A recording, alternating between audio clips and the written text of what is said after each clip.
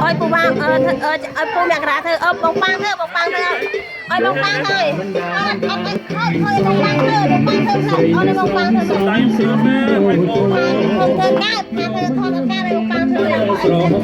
Hãy subscribe cho kênh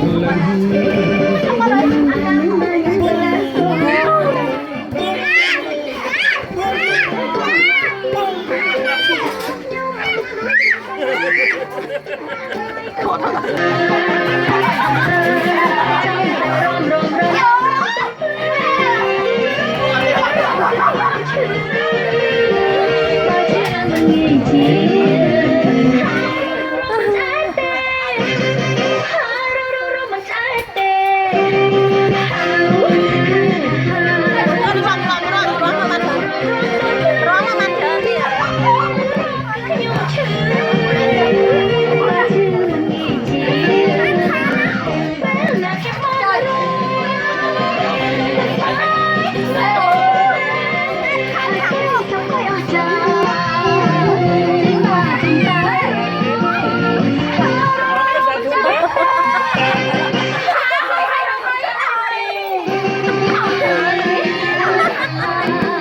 để không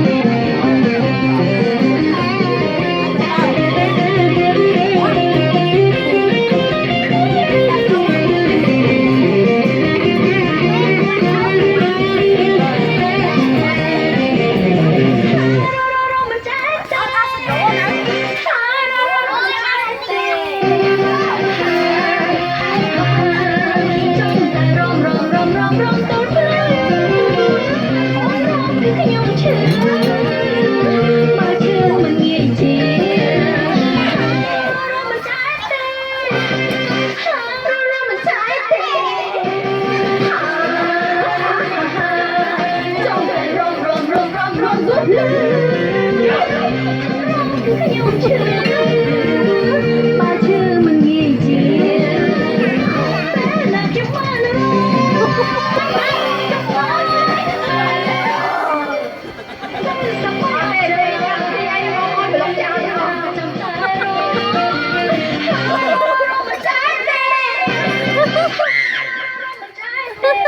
lỡ